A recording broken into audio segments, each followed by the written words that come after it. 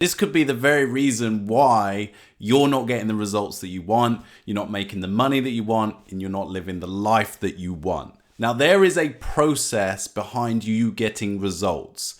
For you to have a result in life, that is driven by the way that you behave, the actions that you take, how you show up, what you do every single day.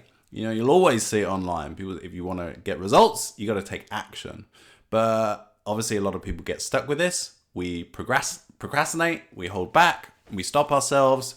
A lot of fear in that comes up as well. So what's driving your behaviors, what's driving your actions and your habits, good and bad, what's showing up behind that is your mindset. It is the 6 inches between your ears. Every day you have, some studies suggest you have over 60,000 thoughts every single day. If you imagine, if most of those thoughts, of those 60,000, are not positive and not empowering, that means they're working against you and they're holding you back and they're stopping you.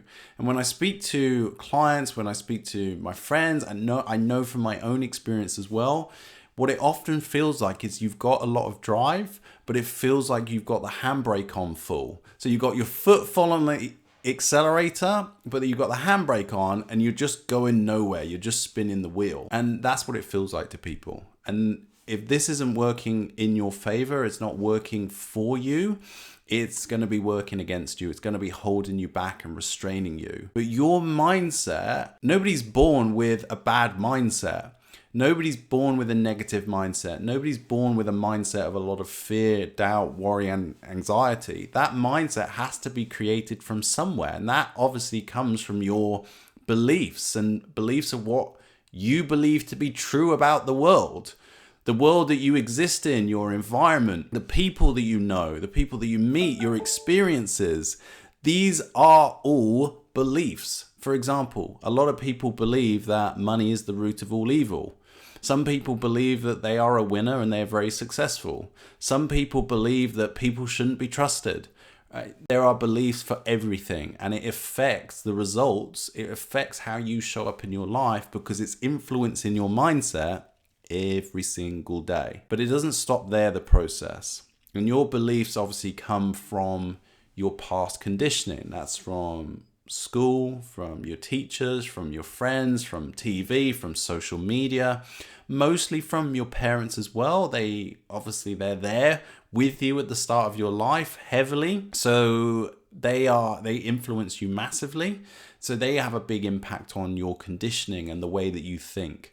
The way that you show up. But at the very core of you is something that's been created called your self-concept. Your self-concept is what is going to determine the results and the outcome that you get in life.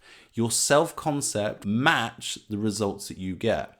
Now, your self-concept is made up of 3 things.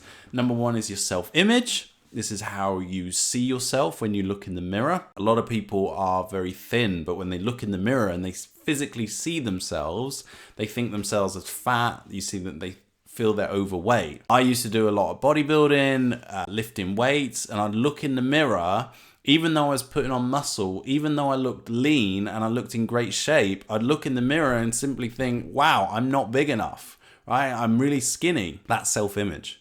And then there's also your self-ideals. So your self-ideals is, who do you aspire to become like? Who are your role models? Who do you look up to? And I'm sure you'll agree with me, the biggest problem for young people now is they don't have a role model. They don't have somebody that they can look up to. And in fact, they have role models who are not a good influence on them.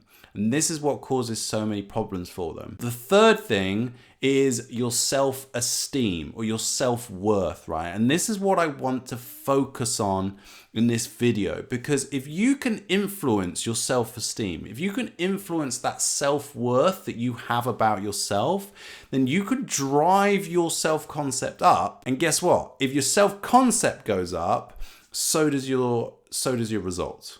That's more money, that's more success, there's more peace of mind and happiness, better relationships, you creating that business that you want, you achieving the results that you want to in life. So that comes from growing your self-worth, growing your self-esteem. How do you feel about yourself? The truth is, as we go through life, that self-esteem gets beaten out of us because of bad experiences.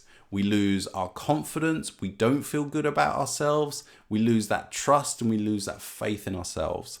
And as I was speaking to somebody the other day, I was on a call with them and we were discussing this. And they know deep down, they know they have the capability and they know they could do it, but they just don't have that self-belief as much and that self-worth to recognize the huge achievements that they've had in their life. And it's very, very simply, like one thing that I wanted to read out to you, it's a quote from a guy called Alan Walter, right? And I've learned from Seal, from Jeff.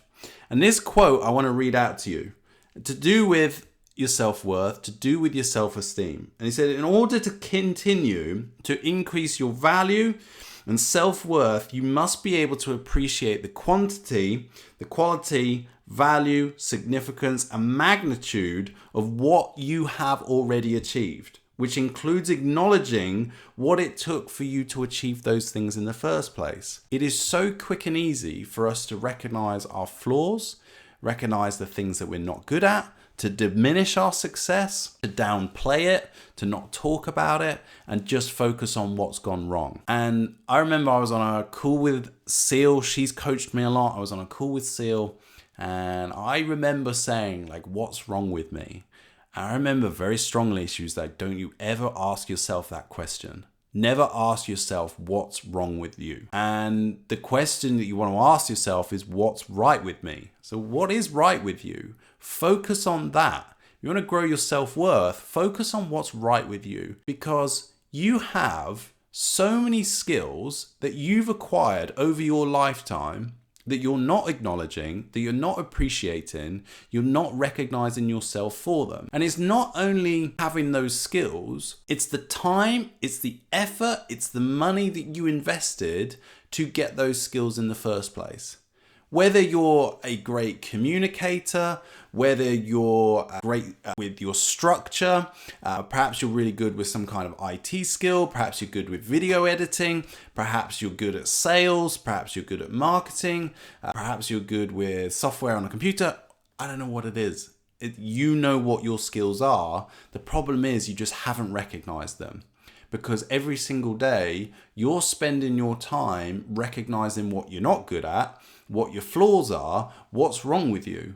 And that is going to keep your self-worth, that is going to keep your self-esteem pushed down, and that is what's going to stop your self-concept from growing. And if your self-concept's not getting bigger, that means your results aren't getting bigger either. And a big shift happened for me is when I just spent the time from Seal, from Jeff. They were just telling me to sit down, write out all your skills, the knowledge you've acquired, the abilities that you've acquired, and think about how long it took you to get those, the amount of money that you invested in it, but also how much income you've been able to earn from those skills. And what is the potential earning of those skills as well? This was huge for me, and I felt my self-worth going up because suddenly, for the first time in my life, I'd actually taken the time to stop and recognize myself for what I had achieved and what I had acquired. And when I'm coaching people, I'm always asking them, like, what are your wins? What have been your successes this week? Not just in business, but in life as well, because we never actually take the time to acknowledge those successes. And if you think about it, in terms of money, if you're not willing to give £10 out of £1,000, it's very unlikely that you're going to give £1,000 out of £100,000. And the same concept, the same principle aligns with having wins and successes in life. If you're not willing to celebrate the small wins today and the small successes, I can tell you now, you're not going to celebrate the big successes. And a lot of people stop celebrating wins because they don't want to jinx it. They don't want to make others feel bad. They don't want to sound arrogant or big-headed. So what they do is they don't celebrate, and they say to themselves, do you know what? I'll celebrate when I get a really big win. And they want to get the £1 million contract, and that's the time that they'll celebrate. But here's the thing, because you're not celebrating the little wins today, there is no way you're going to celebrate the big £1 million contract that you one day might achieve as well. And you're not going to celebrate it, because when you get to that point, or something similar of equal magnitude, when you get to that point, you're going to find a reason not to celebrate it. You're going to find a reason to find the flaw in it. You're going to think, I signed £1 million contract, but it could have been 1.5 million, right? And you'll find something that you did wrong, and then you're just focusing on that. And this whole time, it's crushing your self-worth, it's crushing your self-esteem, and it's keeping it down, it's keeping you stuck. And so I want from this video, if you're gonna start a business, if you're gonna grow that business to a place where you can quit your job, you're gonna live life on your terms and have some damn freedom for yourself, it requires you to focus on your self-worth. Acknowledge, appreciate yourself, recognize what you have, the knowledge, the skills, the abilities, and then appreciating those things, recognizing them every single day and what it took for you to get those.